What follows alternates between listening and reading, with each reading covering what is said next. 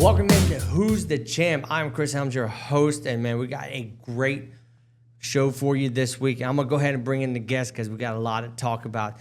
He is simply known as the Ripper, Jashaun the Ripper Evans. Welcome in today's show, man. Nice to have you. Thank you for having me. You know, once again, one of the things is, I love bringing in people that I've worked with and not really know too much about. You know, we worked together on a few shows, been in the locker room together. We've talked offline. So let's go ahead and let's just start. So where actually did you start performing and training at? I originally started training. I first met Fuego and Tommy Wildfire Rich back in 2017 when Tommy started Training Academy in Myrtle Beach. That's when I began training. That, like I said, that was in 2017. Then after that, I took a hiatus of training and wrestling to 2023 when I went to Austin, Texas, to Leander, Texas, to Dustin Rhodes Wrestling Academy. Been there for 12 weeks, graduated in November 2023. In April 2024, I made my debut wrestling. Very nice, very nice. So let's talk a little bit about going to Dustin Rhodes Academy. What was your experience like that there? How can I say? It's like growing up seeing Dustin being Gold Dust and seeing him in real life is like you seeing one of your idols. That's like, I'm glad that The Rock didn't show up because one year Mark Henry showed up to a class, but just to see him there, how active he was with us with every training that we was there, because I think he was hurt at the time, and he was there every weekend training with us, bumping with us, working with us. It felt great just to get that knowledge from him. You know, so you were able to graduate from Dustin's school and everything. What were some of the fundamentals that, he taught that you said you trained with the show to Southern House Wrestling, with Fuego, and also with Dustin. Tell me their teaching styles, how they differ, how they're the same. They're very similar. With Tommy and Fuego, basically old school wrestling. Same thing with Dustin. So the mannerisms and things that we have to go through training wise, it was basically similar. Okay. So, you're talking old school, you talked about Tommy Wildfire Rich, and the man gets the name because, he's not a gentle soul. The man, he's a pistol. I've heard stories about him bringing pistols out of his bag, from my mentor and everything. So were there any great stories that, Tommy would sit around and tell you, because I hear you get him talking, he'll never stop. I can agree. When you get Tommy talking, he will not stop. He tells a bunch of stories in training. I might can't remember all of them, but there was good stories of experience on the road, how wrestling was back in the day, and teaches what not to do on the road while we're on the road now, and it's mainly to be safe and work good with everyone. So with being, a lot of people can't really tell, because I got you cut off right at the top of the chest. You're not a small guy, but the thing is that you move pretty well. You and one of your other wrestlers, Big Mike. Yes. I saw Big Mike for the first time, and I was like, well, another big boy trying to do it, and then all of a sudden you see him in the ring, and me and you've worked at other shows. We worked at Bob Keller's show back at in Branchville. Mm-hmm. So there's so many great things to do here in South Carolina. South Carolina is a big hotbed for wrestling. You're local. You're from Charleston here, correct? I'm originally from Lake City, South Carolina. Mm-hmm. So that's about an hour and a half from Charleston. I currently live in Winsburg County, which is an hour away from Charleston. Okay. So about the local scene all over the place. From Charleston to Orangeburg. Mm-hmm. The Branchville show, which I've lived in South Carolina all my life, 42 years. I heard Branchville, and I'm like, where's Branchville? You hear Bowling Springs, APW in Bowling Springs, you know, with, formerly Chief J. Eagle. I don't know who's running it now, but I've seen some good things out of there. Is it AJ Frost that's running it now? I'm not sure about APW Bowling Springs. I work with APW Chester. Okay. Yes, APW Chester, Williams, the owner, and Bob Keller's the booker for Okay. that promotion. Very nice, very nice. Bob's got his hand in everything. And like, you know, what was it? WrestleForce. I don't know if he's doing Palmetto Championship Wrestling, but, you know, WrestleForce, old school championship wrestling here in Charleston. You know, when it comes to South Carolina, Bob Keller's the man. You know, there's no wrestler that has passed through South Carolina that has not been affected by Bob Keller in some which or way. I had the pleasure of last year actually meeting Bob Keller and having a sit-down conversation with him. You know, I ended up being a promoter for him, you know, for that Branchville show, and I just sat there and I just, you know, we had our first conversation. You know, for years we passed each other, but we never really talked. And I was sitting there and I was like, oh no, bell time's starting, so we needed to get out there. So I mean, with Bob Keller, and you see so many people that come through with him, Zuka King, you know, John Schuyler. So what has Bob done for you since you've been here in South Carolina? He told me, the main thing he told me is to keep working. The more work you put in, it'll show, it'll back up for you. I helped him out a couple of times with, you know, the ring setup. I've been consistent, and he see the fire that I got for the business, wanting to work, and he gave me that opportunity to be able to work with him. So with being a big man in the business, you know, keeping your cardio up, you know, being legit. Tell me the struggles that you have being a big man in this business. My main struggle is trying to keep up with the little guys. Every time I see a little guy do these flip moves, I'm telling myself, oh, you got to do this too to stand out. You got to do this and just to be different. But in reality, I just have to be myself. Try to relate to the fans that's out there and just let them see my charisma, my dominance, what most of my fans say, let me rip when I'm out there. So, and that's what I try to do. And for being a big guy, going out there doing those things, I have to show them that I can be agile, I can be athletic with my size, not just a walking tree, if that makes sense. That makes perfect sense. So, I hate to call it a gimmick, but, you know, it's your name. So, explain to me where the Ripper came from when you got that tagline. It's actually my grandfather's nickname. They call him the Ripper. And he actually brought me into watching wrestling when I was growing up. Mm-hmm. So we would watch the early 90s wrestling, Ric Flair, the Four Horsemen, them on TV. And he would tell me about Wahoo McDaniel used to come through King Street, used to come through the area. So it was kind of like tradition for our family to watch wrestling. So when he passed away in 2004, it hit the family hard. Right. And when I started my journey in wrestling, I wanted to contribute to him because he brought me into watching it. Now that he brought me into watching it, I can live it. And just when I think about him, I use the name The Ripper just to remember him. That's absolutely awesome. Some of the people, what they're seeing right now is the match that you had, and we talked about Big Mike earlier, you know. So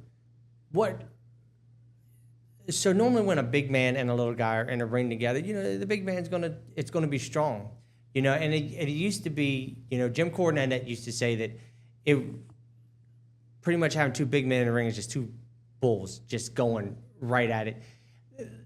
So Mike's just a little bit bigger than you. Mm-hmm. So did you feel like, okay, now I got to fly more since I'm the little guy in the ring? Or were you like, you know what, we're two big bulls, we're just going to go at it? And let's see who's gonna come out on top, king of the mountain kind of. I think I went into it to match his intensity. When me and him went up against each other, he said that he got the division on lock.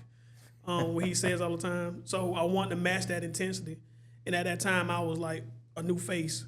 So I wanted to show them that I could stand up with Mike Fox. I could show that same intensity, and showing two big men actually going at it.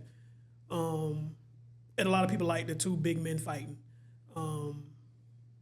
And I think Big E said it the best when he said he wanted to go against Goldberg at one time and slapping meat. Two big men slapping meat, and that what me and Mike did. We've been beating the mess out of each other. Oh, you did, and everyone at home right now is watching. And as you hit that turnbuckle, you and him are moving that ring. I mean, you had to put it down. You both are just moving, and I've seen this up close the way that you two go at it. And you've talked about Big E and about two big men slapping meat. And that to this day, the moment you said Big E, I'm like, please make that comment. Please, I don't want to be the only, because that's the one thing that I remember. Just like you said, you had to have intensity to meet with Mike Fox. But I also think in this time, he says he might have the big man market on lock. You're up there with them. You have to be. Back in early July, you stepped in a ring at the BCW down here for me, and you went in against Ben Insane.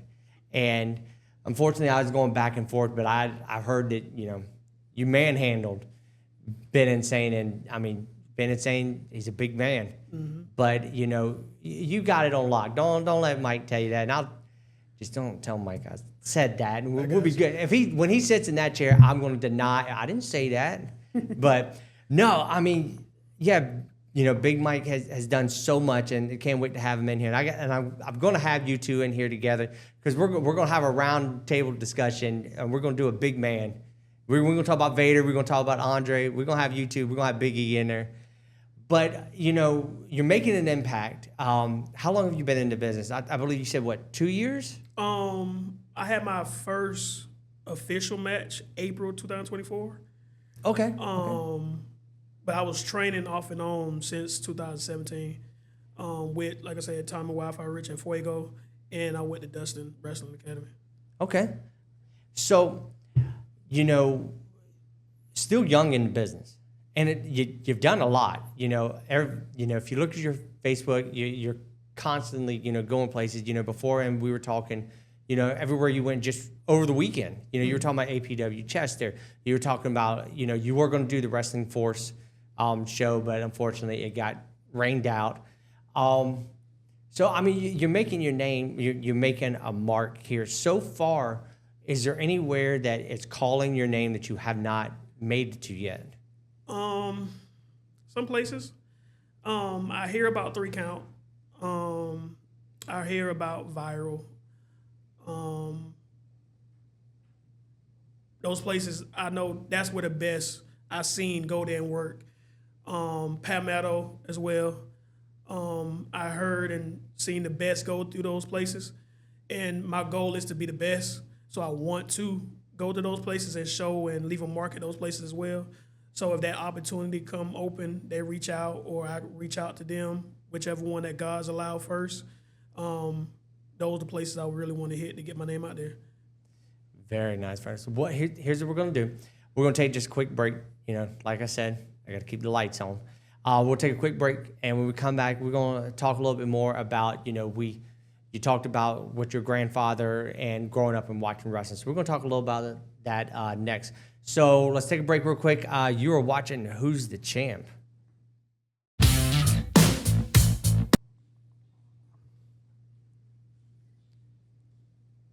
Welcome back into Who's the Champ. I am here today with Jashaun the Ripper Evans. We just, welcome back in.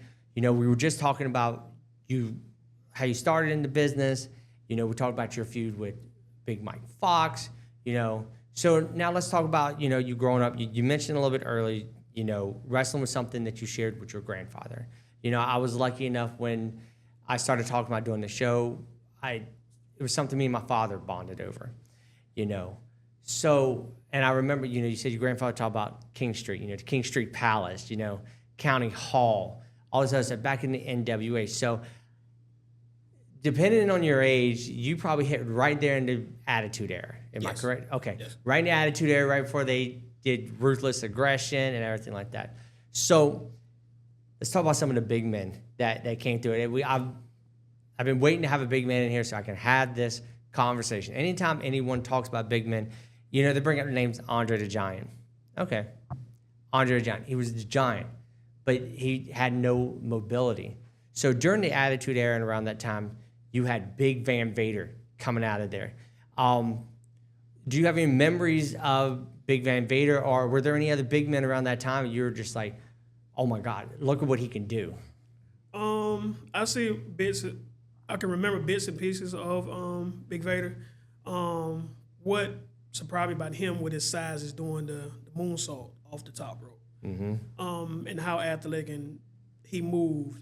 That's something that surprised me. One of the big guys, not as far as weight but tall, was the Undertaker. Yeah.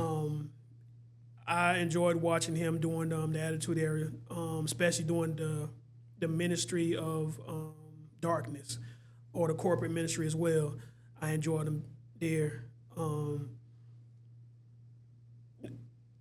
Now, if you're moving on to the more modern big guys, Biggie for sure. Oh yeah. He really put the big guys. I feel he really put the big guys on top with how athletic he is, how he moves, and just how powerful. And I want to model his aura that he gives off, especially in the beginning when he was with Dolph Ziggler, and when he won the Intercontinental Champion, and also when he was in NXT and he had a 5 count. He once he beat him, he said, "Hey, count to 5." I definitely enjoyed that. Also another big guy, Mark Henry, the world's strongest man. Oh yeah. That's he's shown and paved a way, I feel, for a lot of big guys, because he started back in like 1996, and he was going through it, been through so much during that time. And him and Big E's like the model that I want to push myself to be when I'm in the ring, to show that power, to show that athleticism, that I can move around, and just that dominance when I'm out there.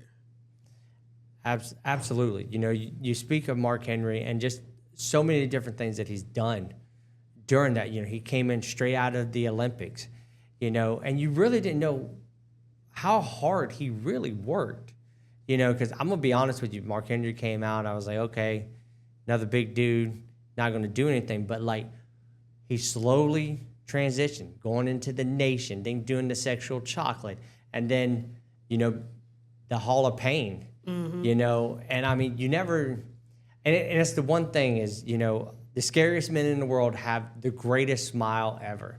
Me and my girlfriend, we talk about, we listen to Taker's podcast. We've done everything else. Every time you see, Mark Henry, it's just that smile, and you're just like, he's just a huge teddy bear. It absolutely he is, and you just don't, the things that he can do will make any grown man in the world feel insignificant. Exactly. I mean, taking that frying pan and just twisting it. He did the world's strongest man competition, and it was the dumbbell that no one could pick up. And he did it with ease. Not with ease, but he was able to do it. Breaking records left and right. And now we're about to see the second generation of it. His son is on the way in there, and he's already breaking high school and I believe college records right now in powerlifting and squats, But you have to think, living in that house, you got to live up to something. Yeah, that's so, a high bar. Oh, absolutely. And you were talking about, you were talking about your grandfather and everything, and you did this as a memory for him. How do you, if he definitely can see you now, but if he was there in the crowd, how do you think he would look at your career and actually right now, even though, a year in, how do you think he would remark to it? Like, what kind of things would he say to you? I think he'd be very proud of it, because he will, how we will watch TV. I know he would be constantly hitting me up and say, "Hey, when you got a show? let me come on the show. Hey, let me see a video of your show." Because that's how passionate he was when he watched wrestling, or that's how consistent that he was when wrestling come on. He would have my uncle make sure to turn to the channel, and like it was a religious thing that whenever WCW come on, hey, it gotta be on. I'll really look at it. So with me, if he was still here, he could see me now. I think he would be very proud of me doing this. Absolutely. Absolutely. So, the rest of your family is watching you do this and everything. Are they even though, like I said, we're just a year in, what kind of feedback are you getting from them? If I remember correctly, we were talking off camera, you have a daughter, Yes. So how does she feel about this? She enjoys it. And that's the surprising part, and I love to see her come to my shows, because she's been to 2 of my shows already, and she's right there cheering, running out with the kids to the crowd to dap my hand, to shake my hand, to give me a hug. The rest of my family, they supportive. At the beginning, when I told them, I said, hey, I'm thinking I'm gonna wrestle as well as do my regular job, but it was like, are you sure you think you want to do this? Can you might get hurt, this, that, and third. But I said, I can do it. I feel I can achieve this. And with the year end, they starting to get on the bandwagon. They started to see that it is possible. Absolutely. And, I've talked a little bit about it, I hear that, my father was the same way. The cool thing about it is I had my father referee my first match. Okay. And so, of course, he's messing with me. I'm losing. And he's like, you're embarrassing me. Stop that. You're embarrassing me. Get up. You're embarrassing me. My father, horrible. No. But what, one of the other big men, we taught, there's no shame. We're not the only ones sitting in the room here. A previous guest was sitting in here and brought up Crash Holly. He did say he was 500 pounds. Yeah, he did. And that splash off the top rope, lands on his feet and then hits the splash. What was that? As a big man, you jump off the top rope? No, I'm not trying it. At my age, doing it, I'm not gonna do it. There's the last show that you were at of mine. You met L.A. Tank, and he told me. And were you working in Myrtle Beach with the show? Of course, Rob Kellum, the Maestro. Yeah. Papa Stro. They were wrestling at UPWA in Wilmington, and he said he called me by my work name, Adam. He's like, Adam, I'm gonna do a top rope splash. I didn't know you're not. I said, I'll buy you dinner if you jump off the top rope. He goes, okay. He comes to me later on, and he goes, did you see it? I said, I saw you come off the second rope. I didn't see you come off the top rope.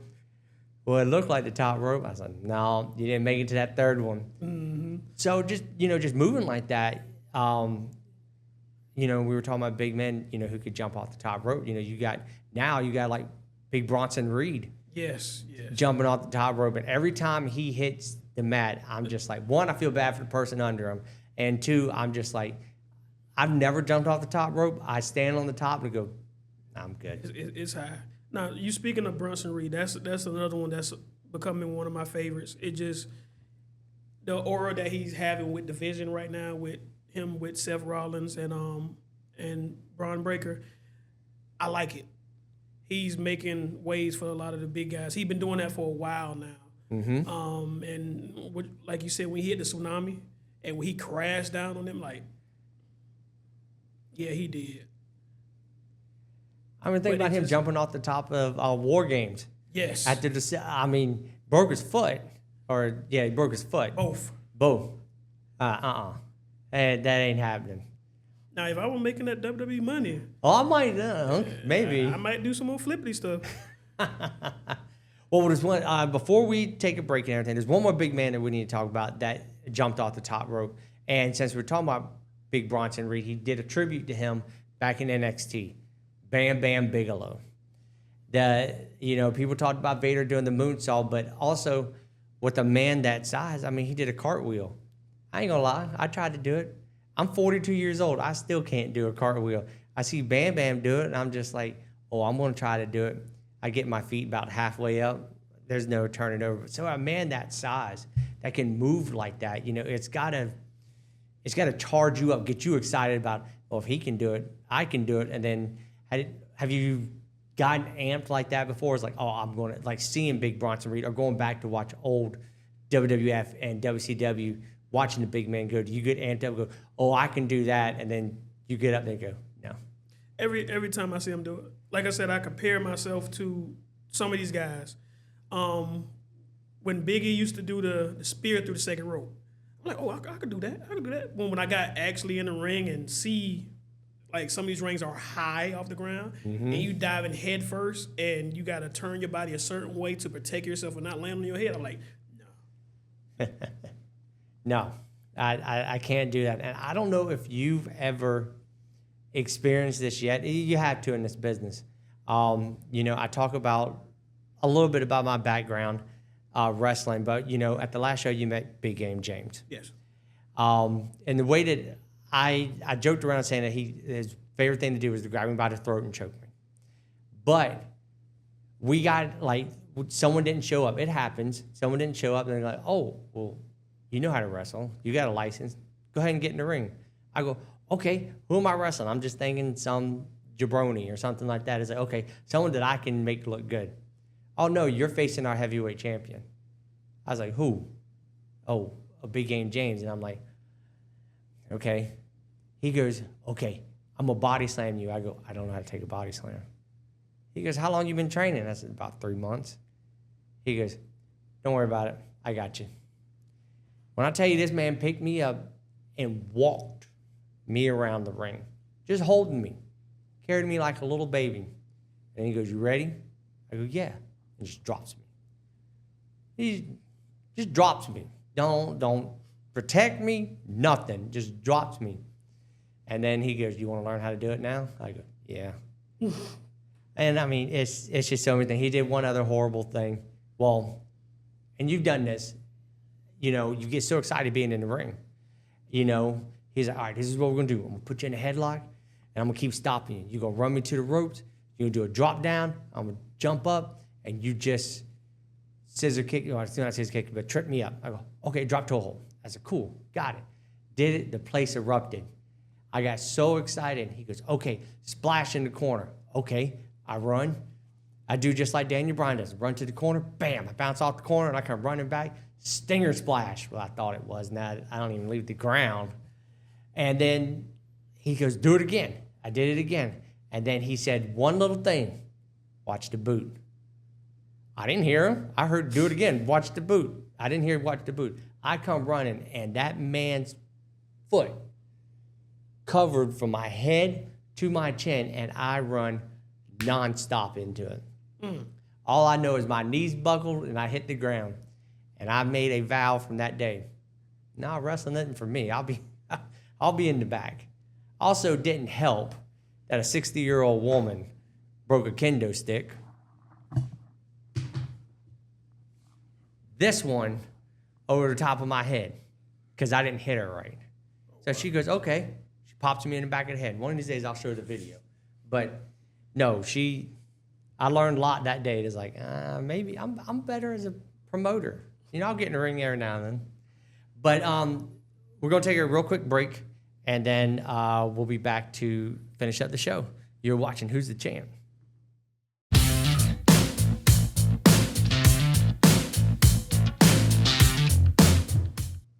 Well, welcome back in, man. Time has flown by. We don't have much time right now.